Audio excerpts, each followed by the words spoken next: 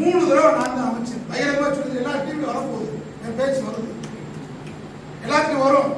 போய் பேசுற என்னன்னு கேட்பாங்கல்ல, தலைவர் கலைஞருக்குன்னு இருக்க மாட்டாங்க, தளபதி ஸ்டாலின் இருக்க மாட்டாங்க. நான் நினைச்சா நாளை காலத்துக்கு sir Edappadi sir RSS sir மனிதனா பிறந்திருக்கேன், வீரனா பிறந்தேன், வீரனா வாழ்றேன், வீரனாவே இந்த மண்ணில் மனிதன். கொள்கையா கோடியா? கோடி வேணாம், கொள்கை. லட்சியமா லட்சமா? லட்சியம். இதான் அண்ணா திராவிட மக்கள் முன்னேற்ற கழகம். இதுக்கு ஆளை தேடிட்டே இருக்கேன். தன்மானம் உள்ளவர்கள், மானம் உள்ளவர்கள், சுயமரியாதை எங்கடா இருப்பான்னு பாக்குறேன்.